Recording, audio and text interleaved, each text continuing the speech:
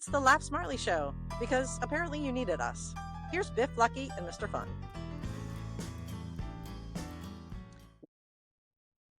Hello, everybody. Welcome to Laugh Smartly on WGMD's 98.5, the Talk of Delmarva. Here we are, another week. Also, we're going to get to it, Masters Week, which is a big day in the sporting world, or a big week, I guess you'd say. Is in that the sporting golf? World. Is It is that golf? golf, Yeah. like you. Yes, Just it is, wanted Mr. to Fun. check. What's the World Series, Mr. Fun? We actually know what these sporting events are. But here's a question. Yeah. Okay, so the Talk of Delmarva. So if I come up to someone and I say, "Yeah, I'm the Talk of Delmarva," do I get to say that I'm part of the Talk of Delmarva? Oh, well, yeah, you're a member of the Talk of Delmarva team. I'm the Talk of Delmarva. You are the Talk of Delmarva. That's what we think. I love it. Every time we see you, we're going to say, you're the Talk of Delmarva. Lucky, that's what we're going to do. Lucky's wearing a Scotty swag. Good to see that. Mr. Fun went to the Scotty's factory in Frederick, Maryland this week. How was it? Did you see all the I drove up to the Scotty's factory and saw the where it was all made. I saw the distiller master, Scotty, and he's very generous to our fraternity. Oh, that's good. Yeah. And we are into the show, and we're proud to support him on that. Yes. We had a new intro, which I'm pleased to say, with Mrs. Fun, now doing the intros for the show with Rockfish in the background there. So thank you, Mrs. Fun, for that, and we will rotate different ones into it. So we don't have to listen to the entire song for 20 seconds while we sit there doing nothing. We are actually can jump right into the show. So again, thank you for doing that. But again, Rockfish, the official song with Chesapeake Time and the official band of Laugh What's going to happen Smartly. if Mrs. Fun gets more famous than us? We'll ride her coattails. We are not against riding coattails. I believe No. that's what we would do. Anything for a buck, right? That's what we would do. So, Mr. Fun, do you have a joke to start us off this week? Well, speaking of Mrs. Fun getting famous, she came home the other day and she said, "Pack your bags, honey. I won the lottery." And I was like, "Should I pack for the beach or mountains or maybe Europe?" And she said, "I don't care. Just get the hell out of the house." There's probably some truth into that comment, I'm sure, at this point. But it's a very good joke, Mrs. Fun. I know she loves you like she loves the rest of us, Mr. Fun. So, last week we had the Real Men host draft, things that real men don't do. Now, I got some feedback from a couple folks here locally on the Delmarva. I'm not quite the Talk of Delmarva, but on the Delmarva. One of them that was added into it was real men would never order avocado toast. Agree, disagree on that? I don't know a man who my daughters eat avocado toast. Okay. Mrs. Lucky eats avocado toast. I don't think I've ever seen a male order avocado toast. Yeah. I don't eat avocado anything. I think it's Really? mushy and yucky. Really? It's one of the good Guacamole? fats. It's one of the good fats, Mr. Fun. Wow. Yeah. Yeah. There was a guy who he was a vegetarian who quit my job recently because he was looking for better celery. He wanted a better celery. Nice. Very good. Very good. Trying to say salary. Now, so the philosophical question for the three of us is that Lucky this past week got a pedicure. Now, does a real man get a pedicure? I'm asking Mr. Fun. No. Yeah. A real man doesn't let anybody touch his toes. Doesn't let It was anybody. medicinal. It was okay. How's that? It was like a procedure that needed to be done. I had like an inch worth of skin on my bottom of my foot. And my friends were making fun of me. So yeah, it was. I had to get it done. Where was it? What I had it on the bottom of my feet.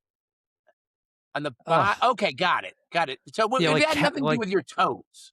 No, it was on like my heel and stuff like that. It was like calluses and crap like that. Yeah, I just threw up a little bit. Yeah. Wait, that's a pedicure. I thought it had to do with like cleaning your toes. The whole foot, basically. It's the whole foot. Okay. Well, yeah, somebody could touch the back of my foot, my heel, the undercarriage there, but I don't want them touching my toes. But again, going back to the question, do real men get pedicures? Yes. They Manicures might be pushing it, but pedicures, I think it's fine. do Okay. if they have to remove a hoof, like Lucky. He had like a hoof under his foot. Now, did they put like those little foam things between your toes at any point during the pedicure? No, I did not get any kind of polish on my toenails. Okay. I did get some kind of wax treatment though, which was pretty cool. Okay. So I heard a real story about a guy went through TSA, and they stopped him because they thought he had brass knuckles in his bag, and they were like, "What are these?" And they unzipped it, and it was the thing that separates your toes when you get a pedicure. They thought they were brass knuckles. There was also some other feedback from last week's show. And Rob G had an intervention with Mr. Fun this week. Yeah. Mr. Fun was talking about he never goes to the dentist. They had to have like a sit down. I said I haven't been to the dentist for a while. Right. And he yelled at me. In fact, he said, I think of, what did he say? Low income people. When I think of people that don't go to the dentist.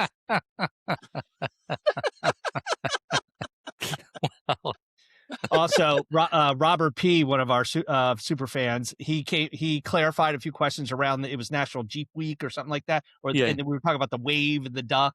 So the duck thing started during the pandemic with, I think you said that, right, up in Canada. And the wave actually started in World War II when soldiers used to wave to each other as they were driving by Jeeps.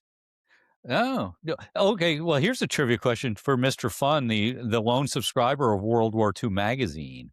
Yes. How did Jeep get its name? Oh, it does stand for something, and I think they added another E. So the J it's JEP. It's general purpose vehicle. Purpose. Then they could Jeep. So I guess they made it sound GP. General, they went Jeep, and that's where it came from, general purpose vehicle. There's a documentary on that's fun to watch because they had what they wanted the vehicle to be able to do.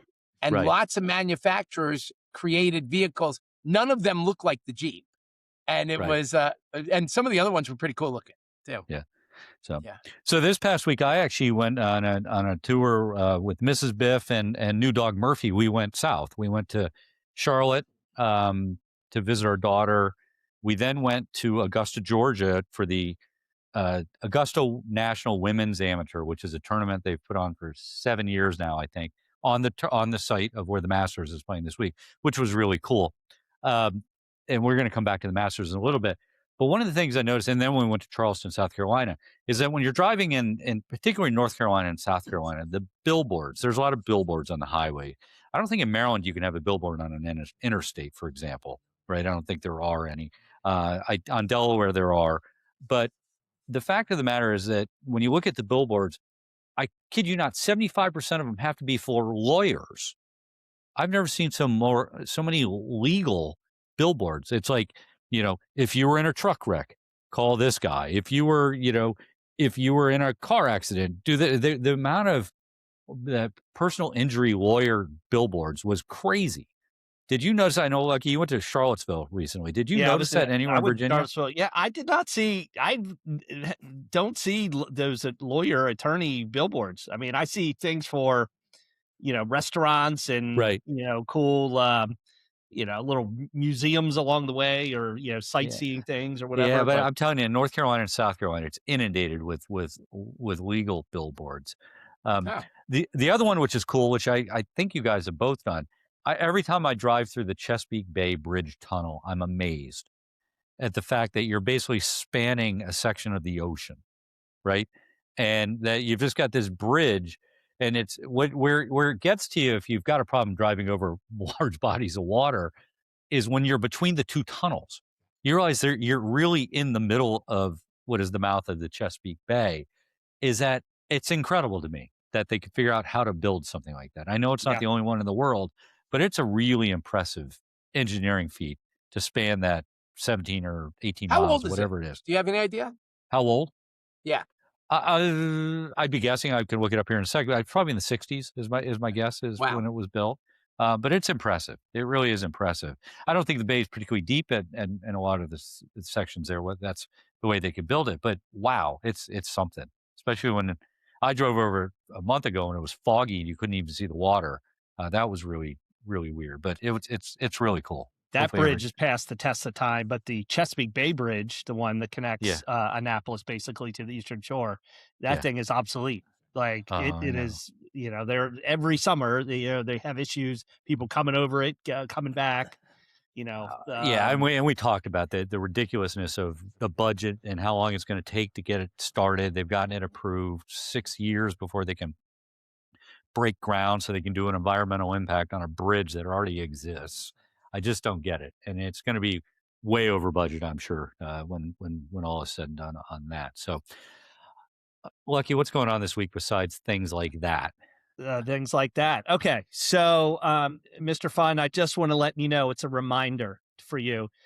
Biff, I think already knows this. It is National Pet Day this weekend, so make sure you get Reggie and Judge, your two dogs, something for National Pet Day, please. Okay. Oh, here I've got an impromptu one. We're going to come back to Would You Rather at the very end of the show, but here's one: Would you rather be Mr. Fun's dog or Mr. Fun's cat? Ooh, which would you? The dogs get a lot of attention from Mrs. Fun. Okay, so did the cat. So did the cat. So what would you rather be? Now he jokingly talked about teaching his cat to run across the Beltway not too long ago, but I think that was just obviously being funny. But what would you rather be? I think I would rather be Mr. Fun's cat. He's flying under the radar a little bit. The dogs are just out there a lot. Right. Yeah, that's right. I think the cats are less agitating than Mr. Fun. Is that a correct statement? I honestly, I was joking around about the cat because I taught him to cross the Beltway, but that was when he was younger and faster. It was really not funny when he slowed down a little bit. That's when it was no longer a joke. So good. Anyways. All right. So National Pet Day. Make sure you take care of your dogs and cats. And all right. Okay, so it's National Submarine Day too. And, of course, when I saw this, I'm like, okay, sub sandwiches, which we'll talk a little bit in a second. But National Submarine Day commemorates the commissioning of the U.S. Navy's first modern submarine, the USS Holland, in 1900, which is pretty crazy. All right. I looked this up because I said, it's not the Holland. It's not the Holland. And there's a word in there that is modern submarine, because the first submarine was the Huntley, and it was a Confederate sub during the Civil War that is the first to successfully sink a Union ship. And it was a little different. It was 40 feet long, made of iron, and it had like a screw. It either had this long spear-like thing with an explosive on it, or it had this screw, and you'd go up to the wooden ships and you'd screw a hole in it, and it would sink. That was the Huntley. So how do they power it? With if I'm not mistaken, like a bicycle. Like you rode it. Yeah. Yeah. So the modern would probably be two things, right? It has an engine of some sort and also has a way to generate oxygen and get rid of the CO2. That must be the difference between the two. I can't imagine the one in the Civil War was underwater very long. Well, it also looked like a turtle. Like you could see it from the surface. Yeah. Now, what were the Monitor and the Merrimack? They were just the first iron-hulled ships? Ironclad ships. Yeah. Right. Okay. Well, that's interesting. Well, the more important submarines, at least for our perspective, which we actually deal with more often, are the subs. So I went through. Okay, so what are your guys' like ideal must-haves in your sub sandwiches? Like for me, it's like the bread. The meat can be a little bit less. The veggies can be okay, but if the bread is not good, the sub is an automatic. Definitely falls down the rating. I'd say that's true. I also, as I've gotten older, because I definitely didn't do this when I was younger, I like to have a sub that has like the spicy pepper relish, right? Yeah. Oil, vinegar, salt, pepper, onions, things that have. They're obviously. I will grant you that's like an Italian sub, but those add flavor to me. I think that's what I was just going to add. It cannot be dry. It can't be dry. Like that's the most disappointing sub for me if it's dry. Yeah. My favorite sub place in Bethesda changed to a sex shop. And I learned that when I went in and ordered a 12-inch Italian. What is your favorite what about in the I made it Delmarva up. area? I made it up. I know. You know what? There is a Vace. I think it's called Vace. It's great. It's a little. It's to go. There's no tables or anything, and it's amazing. Where's in that? Bethesda, Maryland. Yeah, That's in Bethesda. Yeah. What about you at the beach? What's your go-to? You know what? I'm still looking. I am still looking. So, what's your favorite? You need to come to Ocean City. Here are my favorites: Primo Hoagie's, which is near where I stay at the beach. Anthony's, which is another great sub place. This place got went viral on social media. I think it was last year. Seaside Deli, so like an old school. They have beer and wine there too. Jim M is a big fan of the cheesesteaks at OC Uptown Eats. So those are places. Biff, you got one? You got anything you like? Yeah. So there's if I just think about near me, Casapola's. Al Casapola's is a very good sub shop. Yeah, I think there's a few of them. I've been there. Yeah, it's very good. DeFebo's Market. DeFebo's is a big family. Related to DeFebo's restaurant. There's one in Rehoboth, one in Bethany. They have a very good chicken parm and a meatball sub. Not on a stick, unlike what I was going to say. You can put that on a stick. There is also I know Armand's is a franchise, but there's actually one in the Sea Colony Shopping Center that makes a pretty good Italian sub. I will say that. Now, these aren't going to, if you're using our scale of 3, 2, 1, from our donut rating, I'd say that DeFebo's is in the 3 range. Casapola is probably 2 to 3. Armand's probably a 2 sort of deal. So they're good, very serviceable subs, but it's not there's nothing like I've had Primo's in Ocean City, which is quite good. So I know there's a lot of great sub shops out there. Yeah, I think it's really hard about the sub. Yeah, I was going to go ahead, Rob. Go ahead. I was going to say I think it's really hard because when you compare like a cheesesteak to an Italian sub to turkey or tuna sub, they're really different. They're really different. So it's hard. Yeah. I was going to say that. Do you ever make a sub for yourself at home versus buy it? No. Yeah, isn't that weird? Like you make sandwiches at home. Yeah, I think because a sub has a role that is specific to that item, right? A loaf of bread is a loaf of bread. You can make a grilled cheese, you can make French toast, you can make something else with it. I think you're just limited. You're purpose buying a sub roll at that point. Now that you couldn't do it for friends and stuff like that. So just got a quick one before we move off the topic. Mr. Fun, are they called submarines in North Jersey? Or are they called hoagies? What did you call them? No, you get a sub. You get a sub. You don't call it a submarine. You get a sub. But I've gotten heroes. You don't get a grinder, that's for sure. Yeah. So you're either getting a sub, you get a sub or a hero. That's Biff's favorite website. Yeah, Grindr. What's that? Grindr. Yeah. Oh. Low-hanging fruit. And he's in the subsection. He likes to be a sub on Grindr. All right. Here's some of the other national days. So it's actually, this is a weird one, National Big Win Day. And it actually is I think it's on April 11th. Okay. National Big Win Day. And Big wind, W-I-N-D is what you're saying. W-I-N-D honors the strongest natural wind gusts ever recorded on Earth in 1934 in New Hampshire. Yeah, Mount Washington, windiest place on Earth, I think. I'm a big fan of Big Wind Day. I'm a big fan. Very good. Well, big fan. Okay, so there was an article published in the Washington Post in the last week or so, and it was basically the article is talking about, do men or women have worse farts? So we're talking about wind. Here we go. Who do women or men have the stinkiest farts? Just to, I'll give you guys a little bit of background on some of the analysis and the science behind it. Okay. But what's your take before I even get into the analysis? It's rare to catch a woman's fart. I'm not sure they're blaming it on the dog or they're blaming it on the cat, but I can probably count on my right hand in 30 years of marriage how many I would attribute to the other half of the household. Now, Okay. men proudly fart a lot, so we have a quantity thing over quality. But I will, of those limited times that the other half is one, it's pretty bad. But I was maybe going to guess. Go Yeah, ahead. I was going to guess women because they only fart annually. So there's so much. There's so much there. Okay. So there is a gastroenterologist. Okay. Dr. Michael Levitt, who solved this. Okay. And he figured out who had the worst farts, men or women.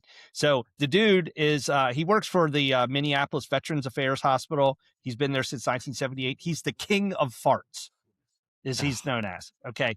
He is so distinguished that he was given an award for his work that he did with NASA, developing spacesuits that filtered out so that the astronauts did not have to inhale their own farts during a spacewalk. That's how sophisticated this guy is. Okay. Wow. Okay.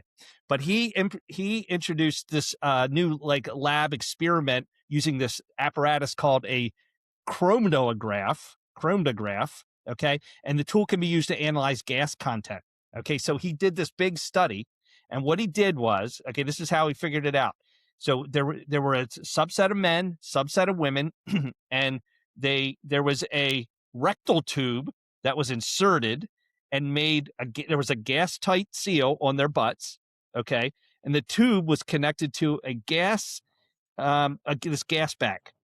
And they asked all the men and women to fart, and the contents were evaluated so they went into these bags. Okay. The bags were then sniffed and rated by 2 independent judges on a linear scale where 0 was no odor and 8 was very offensive. Okay. And so that's how this was. Great job. Great job. Yeah. Can you, in 2003, Popular Science magazine ranked this job as the worst job that anybody would ever had. But here's what they found. They found that compared to men, farts of women had a much greater odor intensity. Mm-hmm. Men produce a larger volume of gas. Biff, you basically had that. Roughly half a cup's worth at a time. Ugh. Half a cup's worth of gas comes out of a man's butt. Okay. So, but again, the perceived differences, between men and women, because women, you don't hear them, but the theory is they're better at perfecting slow and steady releases. Okay.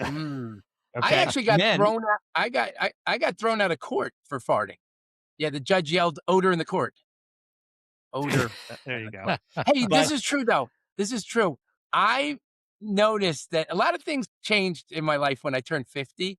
And one of them is I don't particularly like the smell of my own farts anymore. Oh, I love the smell of my own. Oh, I knew you do. Stop. I knew you would. Jeez. Why don't you like your own? I'm like, ooh, that's bad. I don't like because you're in a public place. No, mostly I'm in private. I don't like to fart in public, but sometimes I'm sitting on the couch and I go, "Woo, that was bad. I hope nobody smells that one." Oh, yeah, and I was never like that. I was always very proud. Yeah. I don't have any issue with farting. I mean, and again, I don't want people to have to I don't want to crop dust them kind of thing, but you're not doing a Dutch oven? No. With Mrs. Lucky? You and your family have farting contests, right? Like you'll have a fart night Friday. Yep. You'll have oh gosh. Anyway, but women win for the stinkiest. Of course. Okay, so we would all agree that farting is good for you. It's healthy. All right. So I talked to, I think last week I brought up about some these health screening things. There's this company called Superpower we talked about with the with the different kinds of things you can address wellness challenges or wellness issues, etc. So there's another this new health screening tool out. It's a company called Grail. I'd highly encourage everybody to look at it. So there's a company called Gallery. It's spelled Galleri. And they have a test called Grail, and it's a blood testing cancer detection test. It's basically a simple blood test, and it screens for 50 cancers. It's relatively expensive. It's normally about $950. And basically, this company will have someone come to your house, draw your blood, and then about a week, they come back and give you basically your status on like these 50 cancers. Now, the interesting thing is there's a couple different debates going on with tests like this. Number one, they're super expensive, so only like people with money can afford them. But number two, they're not really ready for prime time, but they're close. So like a lot of the testing, wasn't like completely accurate. Like they did a test in October, 23,000 people, and it missed a bunch of cases, and it like misdiagnosed misdiagnosed a bunch of people. So, but the FDA is in the process of approving multi-cancer early detection tests. They call them MCEDs, and this is one of them. And so, we're talking about it now, but I bet you in a couple of years, these kind of things are going to be super, like super popular. I don't know. Like, would you guys want to know? Like, would you guys take a test like that if you were feeling healthy? I think you take it if you have maybe not family history, but if you have a overall general worry about health in your family. You had the proviso of saying if I was healthy. Yeah. I guess in some respects more is better, but there are unintended consequences, I suppose, that if it's to your point, their testing regimen isn't foolproof. If you get a bad positive read, and that then you've got a problem. Then it might change your world around. Yeah. So I guess that's a bit of the wild card as it relates to it. Yeah. Yeah. What, like, would you, if there was a test for like Alzheimer's, like they could tell you if you're going to eventually get it or not, which they don't really have a cure for these days. Would you take that? Would you want to know, Mr. Fun?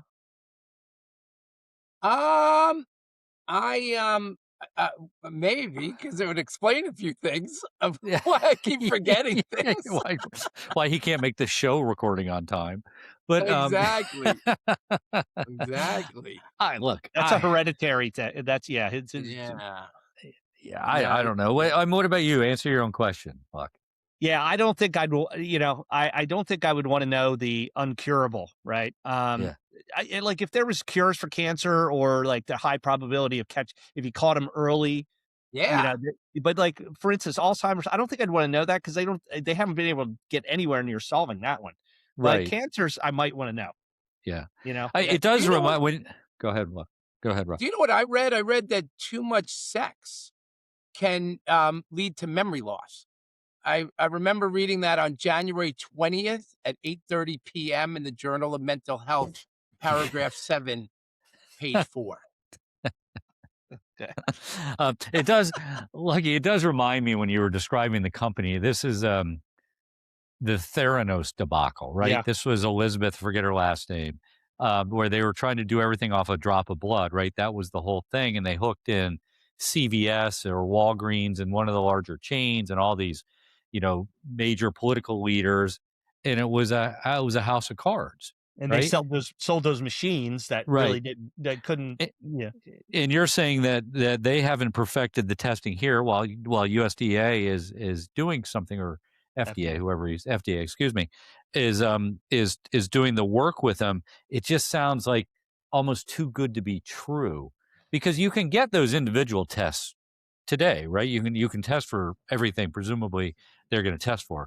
So I don't know. It just sounds a little. Yeah, one of the tests that's super accurate is that Cologuard for colon cancer. Right. And there's a lot of advertising for that. So that one seems to be, again, ready for prime time. But I want to bring these things up, these peptides and tests like this, because I think we're at a cusp of like a big, milestones of like turning the corner on some of these really big health screening kinds of things, these wellness kinds of things, so we're talking about it now. 3 years from now, we're going to be like, I think one of the things, though, you raising each of the last 3 shows, is the fact that things that you would normally have called homeopathic in the past, right, which are non-prescription based things, are becoming more important, right? And I think that is good. That's been a good recent change. Whether, you can argue why that is, but the reality is that there's a lot of things that are good for you that you used to kind of discount because it wasn't prescribed by a doctor. And I'm not sure that's true anymore. Yeah. So I think that's good. Yeah. All right.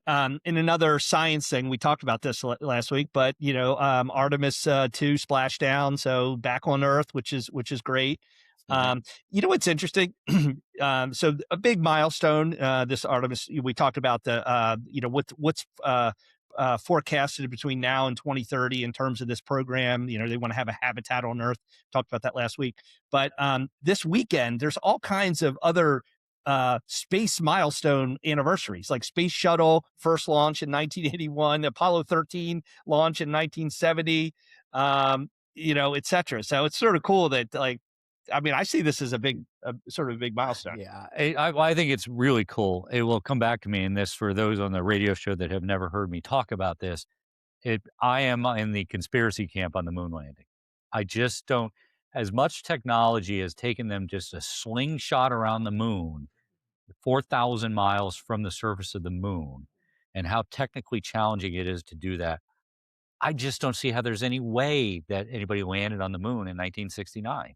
I just don't get it. I understand there's hundreds of thousands of people that were involved with the program. It just strikes me that, back then, it's like the joke is like your Apple phone has more computing power than the space module did, or the lunar module did back in 1968. You're telling me that thing got onto the moon? Yeah. I just don't buy it. Again, you just watch the technology that's gone in just this flyby, which is, they lost signal, right? They lost signal when it went around on the backside of the moon. Yeah. And you're like, okay, in 1969, what are they going to, hook the wire back up? I just don't get it. I just don't get it. Am I out there? You guys, am I persuading you that there's reason to be skeptical about the moon landing? What do you think, Mr. Fun? I don't know. I was thankful that they had a woman who could co-pilot, because she could tell the pilot how to drive, which direction to take, pay attention, all that kind of stuff. That's good. It's very helpful. So I have a couple friends that are conspiracy theorists that think the same thing, Biff, that they think the moon, there was never a moon landing. It was all made up, made for TV. And I thought they were kooks. But as we've advanced, there are these questions, or, as time has gone on, and, you got this as an example. But the question is, okay, since 1969, we haven't been able to land anybody on the moon. Right. And now it's like we got to spend $1 gajillion, and, it seems like it's so complex to get somebody there. Like, Yeah, I have a question, and I think I think somebody told me the answer, but does the moon rotate? Like, they said that we're going to see a side of the moon that we've never seen before.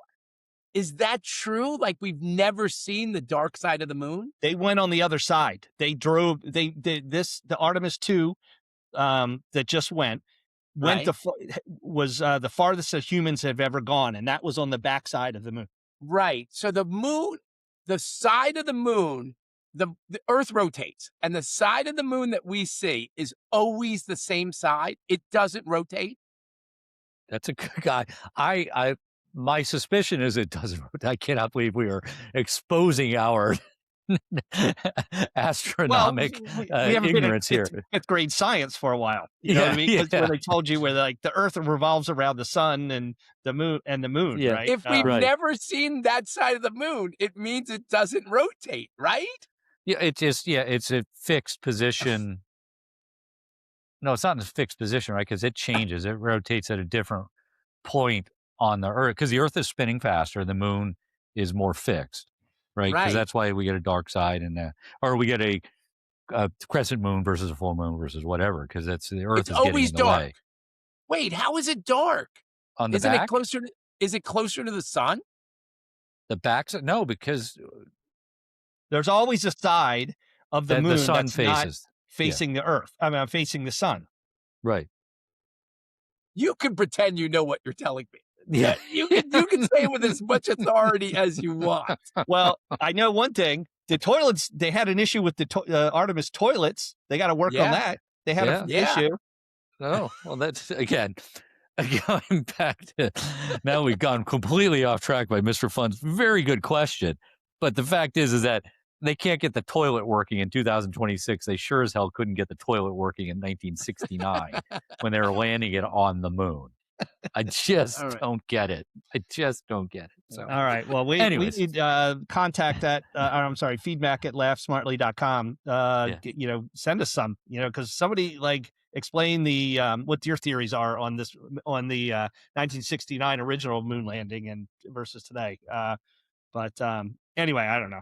I'm looking forward to seeing other milestones in the Artemis program. That, again, super cool. Okay, the other thing, we didn't talk about this, but Apple turned 50 a couple weeks, about a week or so ago. We didn't talk about it last week. So, No. But I was just thinking how big of a deal that Apple is in our lives now. Like, that company really changed basically so many things about our lives, like how we use personal computers, reinvented the music, you know, consumption with the iPod, smartphones, of course, with the iPhone, the whole app store. Like, there's some really big monumental things that they've introduced over the last 50 years, so, which is really cool. I'm sorry. I'm just going back because I looked it up. Yes, the same face of the moon is always visible from Earth because it is tidally, Tidally locked, meaning it rotates on its axis at the same speed it orbits Earth. So it's basically the same view. Oh, so it does rotate. But it just does it at the same speed. So there we go. Good to know. Okay, wait. And is the dark side of the moon closer to the sun? The side we see is the near side, while the hidden side is the far side. I can't get to that point, Mr. Fun. We're going to get back to the Apple question, and I'll get back to it. Go ahead. Sorry. No. I saw an Apple store get robbed, and I was an eyewitness. Eyewitness. That's good. Yes. Now, let me ask this. Before you speak from your personal experience, before the iPod was invented, did you have any Apple products? My first Apple product was the iPod. The iPod. So when you say it, and I agree with you, it's an important company in the standpoint of it has changed the way we consume music, or it had at one point in time. It changed phones to smartphones, right? And it's actually changed the camera. That's another big one too. Yeah, right. That's what the biggest impact for Apple has been for us non-creative types. Because you would argue the creative types always had the Mac, right? They had the computer, but it never has had the popularity of the PC. It just never has. So we're talking about those that are of those inventions, as I just ticked off. Unless you're thinking of something else, is that really what that's what we're talking about, right? Yeah. Yep. So look, I think it's been huge. I mean, if I think about the thousands and thousands of dollars we have spent on Apple products, right? Because they become obsolete over time. They've designed obsolescence into it. Yeah. Well, but there are always one of the most innovative companies. So these are the things that are in, these are their home runs now: the iPhone, Macintosh, iPod, Apple Watch. We didn't talk about. AirPods is another big one. How they've changed the wireless, listening devices that you put in your ear. So and they're always coming out with new things. But they've had a bunch of flops. Like, I don't know if you remember the iPhone Mini.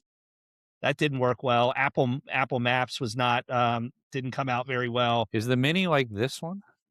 I use a Mini. Biff, yeah, you have one of the smallest phones. I have a small phone. For your small hands.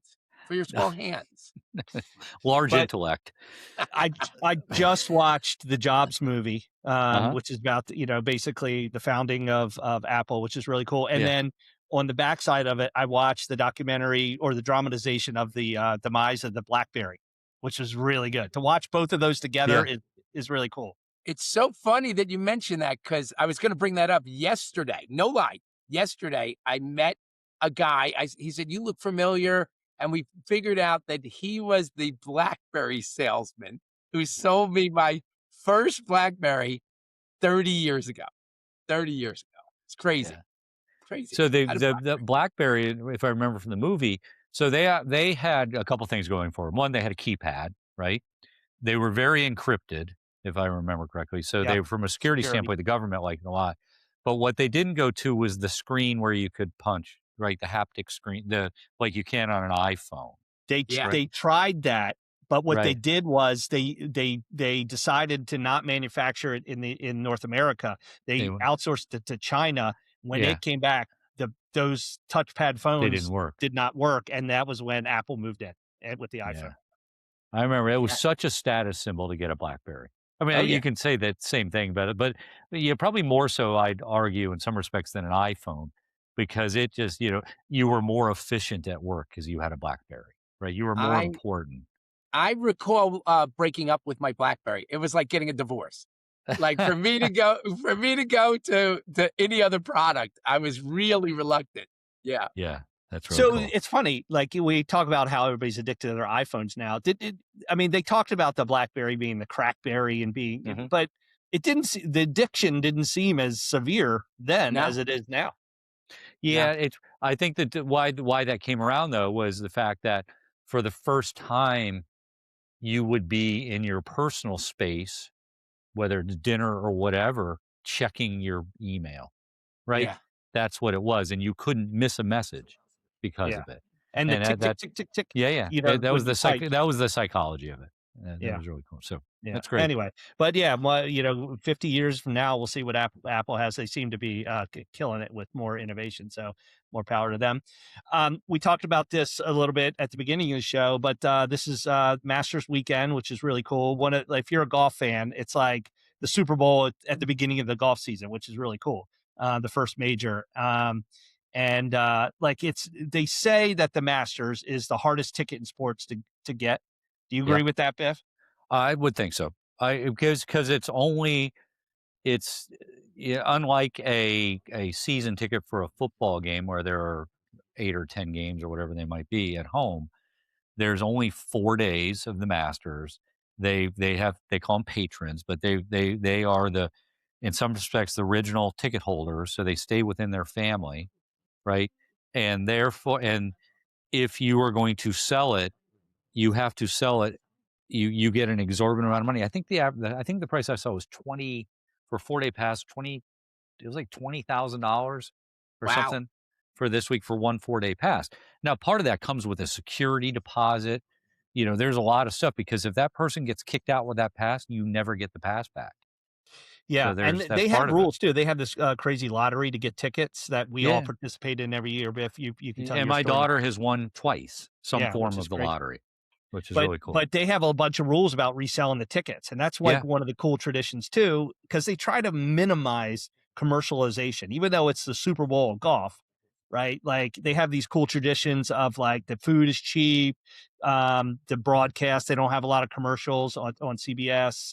But they are really vigilant on reselling of the tickets, although it happens, but because there are so few of them, I think that's why they're so expensive. So the irony is that they are against commercialization, but when you talk about their merchandise, that's where they are killing it, right? You go there, you buy it. So when we were walking in, we went this week, we had 4 tickets to what is one of the leading up tournaments, which is this women's amateur tournament. But the stores are open, or the 2 shops are open like any of the rest of the tournament days. And we're walking in, and people are walking out with bags of stuff. And the big thing to get from there are these gnomes. They're these golf gnomes. Yeah. They're, I don't know, they're around 12 inches high or whatever they are. And you'd see people walking out with 5 of them. Like, what are you going to do with 5 gnomes besides they're going to resell them? Right? Yeah. And they probably paid, we found out the small gnome was $30. The big one had to be $70 or $80, whatever it were. But everything in that store, the average ticket coming out of that store must be $800 to $1,000 a person. Yeah. And everybody's going there. We waited 30 minutes to get in, and it's incredible. But to their credit, service is unbelievable there. The facility, the nicest facility.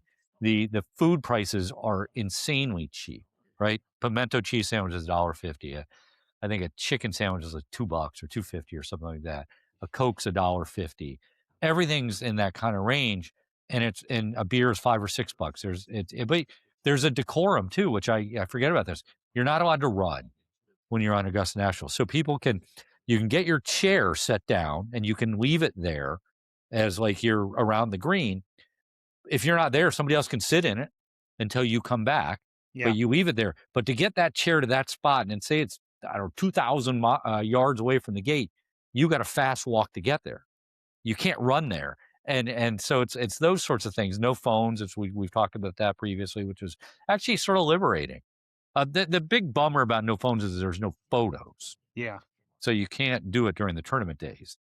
Can't take a picture of anything. So it's sort of odd. One of my favorite traditions of the Masters is that the champion from the year before gets to devise the dinner menu. So Right. all the former Masters champions come for a dinner. And so Rory McIlroy won last year, and his menu this year was one of the more expensive in history. It's like $318 per person. Yeah. So, which I thought was cool. But one of the and we can move off the subject. If you've ever watched golf, you're right. The scoring is outside of match play golf, but in regular golf, stroke play golf, it's -12, -11, minus whatever the score is, plus all the way up to plus.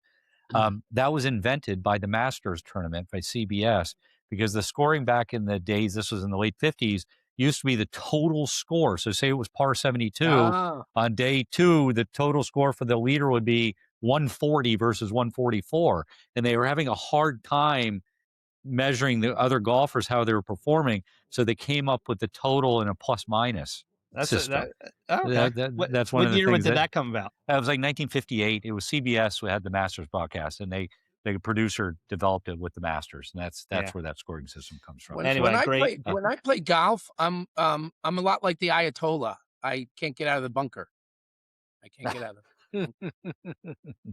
Very good. All right, Biff, I'm going to turn it over to you for your provocative question. Yeah, so sort of related. So we drove down to Augusta from the Delmarva, and you spent a lot of time on the highways, which got me thinking. And by the way, you spent a lot of time in traffic. There's a lot of traffic jams in the southeastern U.S. A lot of people have moved down there. It's spring break time of the year. You spend in more traffic than you want to. One odd one too is we spent 2 20-minute stretches behind an oversized load of half of a house, right?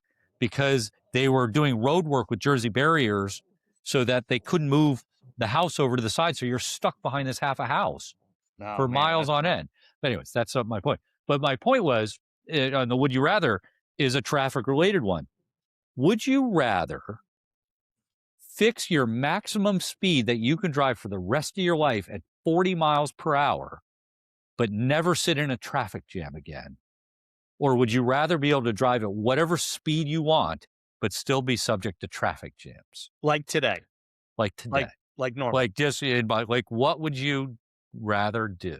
Mr. Fun, you're giving this some thought. No, it's my dream come true that does everybody have to drive at 40 or just me? Just you, but you don't ever have to sit in a traffic jam, however that would physically be possible. My Mrs. Fun yells at me all the time. She's like, "Why are you driving so slow?" Again, I turned 50. I became an old man. Yeah. I could drive at 40 my entire life and be happy. And it would make her happy because I've never seen a person get so crazy in traffic. She's not driving. I'm driving and she's yelling about the traffic. It's crazy. It's crazy. Lucky? I'd keep it the way it is. The 40 miles an hour thing, it would be nice to not be in traffic around like the metro areas. But if you go on long run drives to the beach, and if you had to go 40 miles an hour, things are going to take a lot longer to get there. But there's those. I got caught in traffic. I drove from Florida a month or so ago. You sit in traffic for an hour. You're like, there is diminishing returns. 40 might be a little low for me. If it was 50, I'd probably do it all day long. I will admit that. But I think there's something to it. That's ultimately the dream of autonomous vehicles, is everything talks to each other. They're all going the same speed. They're talking to the street lamps and the traffic lights and the roadworks and stuff like that. So who knows? So it's a good thought. People can let us know at contact@laughsmartly.com. Feedback or contact? I thought it was feedback. Well, Feedback. it's either. We have both email addresses. Whatever it is, you can get us at. Do you know? Do you guys lastfinally.com. know that the average male ejaculates at almost 30 miles an hour, which is why you never want to do it in a school zone. Oh my gosh! Sorry, that is to say that's wrong on so many levels. That is wrong. So, anyways, everybody knows where to find us. You can find us on YouTube if you're watching this. Obviously, if you're listening to us, you can find us on YouTube as well. If you're watching us, you can listen to us on all the podcast platforms. We hope we are being listened to on WGMD 98.5, the Talk of Delmarva, 10 p.m. on Saturday and 3 p.m. on Sunday. So good to see you guys. Good to have everybody out there listening to us or watching us. Until we do it again next week, let me just say goodbye.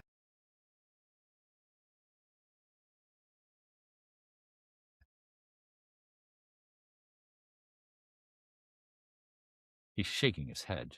I do have my notes, right? Yeah. I use the same document every fucking week. And where did I get feedback? It's contact. I thought it was contact. It's contact. But where did I get feedback? Were we over on time? Yes, but that's not what he was worried about. No, I fucked it up. I'm like, yeah. Huh. Go ahead. We'll cut that out. That'll save 10 seconds.